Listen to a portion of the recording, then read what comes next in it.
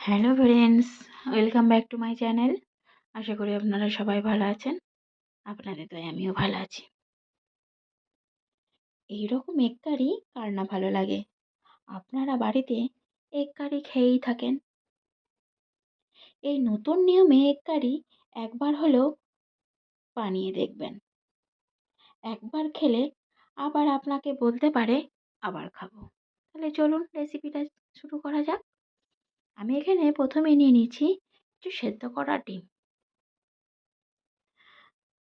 প্রথমেই গ্যাস জ্বালিয়ে একটি কড়াই চাপিয়ে দিলাম। কড়াইয়ে আমি দিয়ে দেবো কিছুটা পরিমাণে সরিষার তেল।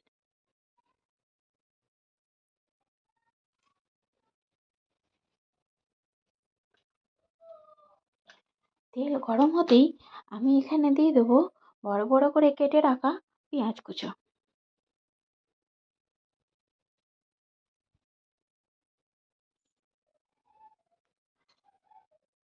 পেঁয়াজটাকে হালকা নাড়াচাড়া করে নেব।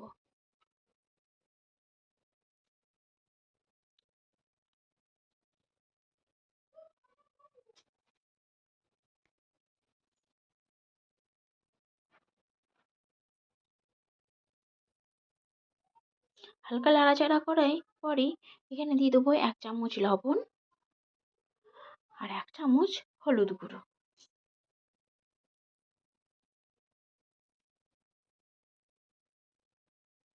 নুন আর হলুদ আবার ভালো করে নাড়াচাড়া করে নেব।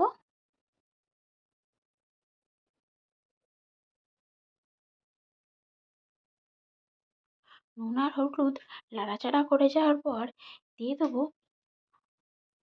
লাল কাশ্মীরি লঙ্কার গুঁড়ো। 1/2 চামচ দিয়েছি এখানে।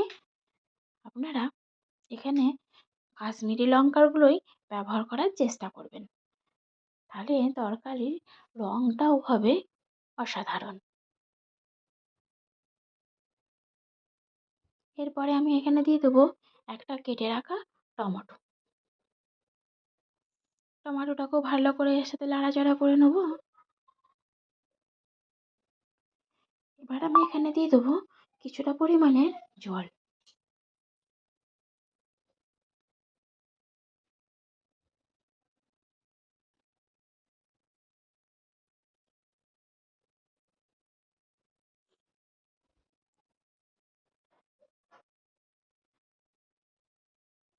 জল দেওয়ার পর আমি নাড়াচাড়া করে এটাকে 5 মিনিটের জন্য ঢাকা দিয়ে দেবো।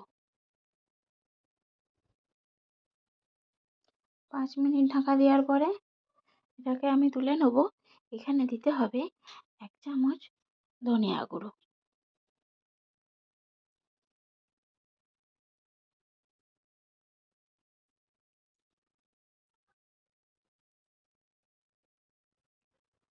ধনিয়া গুঁড়োটাও ভালো করে নাড়াচাড়া করে নেব। নাড়াচাড়া করা হয়ে গেলে এখানে আমি আবার ঢাকা দিয়ে রাখবো 1 মিনিটের জন্য।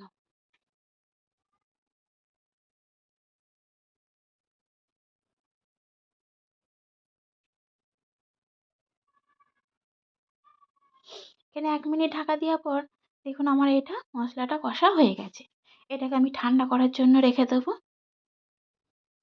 এটা আমি একটা পাত্রে ঠান্ডা করার জন্য রেখে দিলাম। দিয়ে আবার ওই কড়াইটায় দিয়ে দেবো পরিমাণ মতো তেল।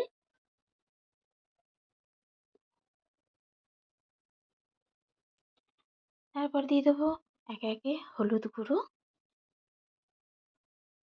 লঙ্কা গুঁড়ো,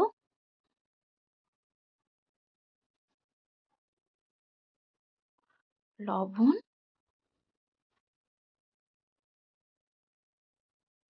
আর সেদ্ধ করে রাখা ডিমগুলো। ডিমগুলো এবার ভালো করে নাড়াচাড়া করে ভেজে নেব।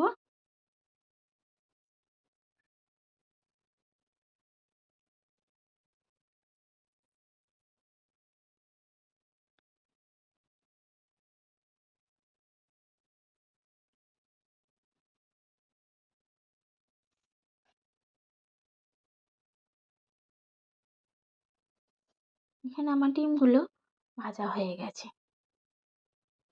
এবার আমি ডিমগুলো অন্য একটি পাত্রে তুলে নেব। এবার যে পেঁয়াজটি আমি সেদ্ধ করে রেখেছিলাম, ঠান্ডা করতে দিয়েছিলাম, সেটাকে আমি একটি মিক্সিং জারে নিয়ে নেব।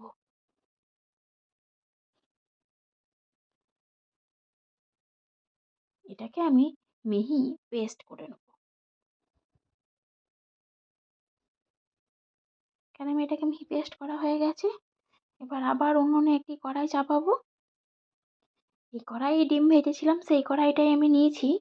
এখানে এবার দিয়ে দেবো 1 চামচ সরিষার তেল।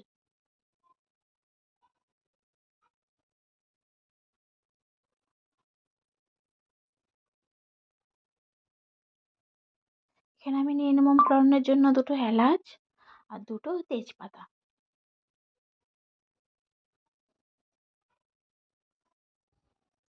এলাচ আর তেজপাতাটা ভালো করে তেলের সাথে ভেজে নেব।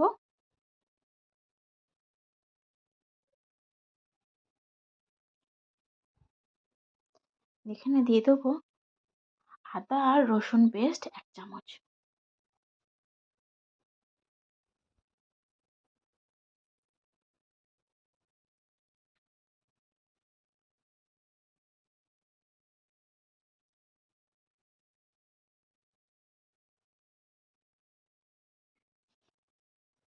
আদাটাকে ভালো করে নাড়াচাড়া করে নেব, যাতে আদার কাঁচা গন্ধটা কেটে যায়। দিয়ে আমি দিয়ে দেবো মশলাটা, যেটা আমি পেস্ট করে রেখেছিলাম। দিয়ে আবার ভালো করে নাড়াচাড়া করে এটাকে ভেজে নেব।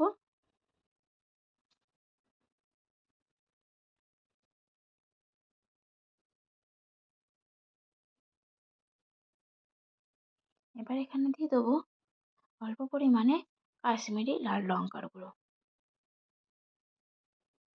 এবার ভালো করে এটাকে কষিয়ে নেব।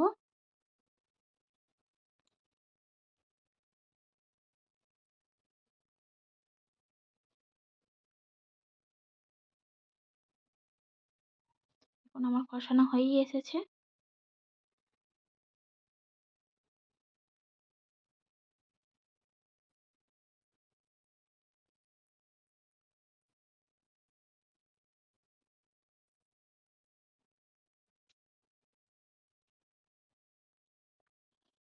এখানে আমি দিয়ে দেবো 2টো কাঁচা লঙ্কা চিড়ে দিয়ে দিলাম।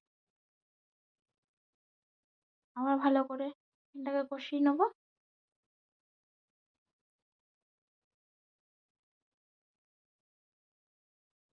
দেখুন এবার মশলার গা থেকে আমার তেল ছেড়ে দিয়েছে। এবার আমি এখানে দিয়ে দেবো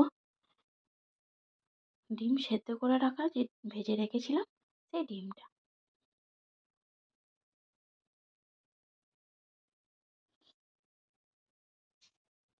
ডিমটা নাড়াচাড়া করে আমি এখানে মিক্সির জারটাকে জল দিয়ে ধুয়ে সেই জলটা এখানে দিয়ে দেবো।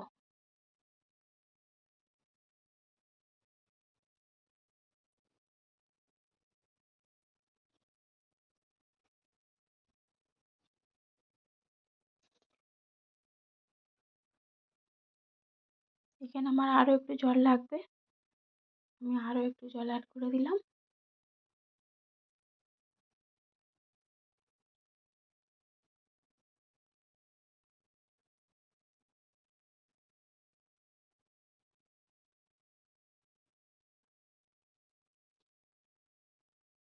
এবার আমি এখানে দিয়ে দেবো স্বাদ মতো অল্প লবণ।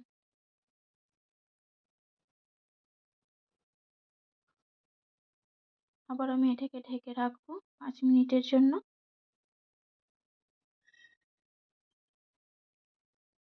5 মিনিট পর ফিরে এলাম। দেখুন আমার ডিমের এগ কারি রেডি। এবার এখানে আমি কিছু ধনেপাতা কুচি ছিটিয়ে দিলাম। এবার গ্যাসের ফ্লেম অফ করে দিলাম। এবার এটাকে সেট হওয়ার জন্য 5 মিনিট রেখে দিলাম। 5 মিনিট পর ফিরে এলাম। এখন আমার এখানে কত সুন্দর হয়ে গেছে। এবার একটি পাত্রে এটাকে পরিবেশন করব।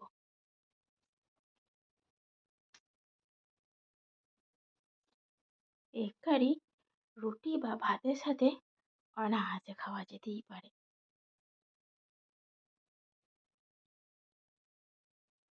এতক্ষণ আমার সাথে থাকার জন্য অসংখ্য ধন্যবাদ।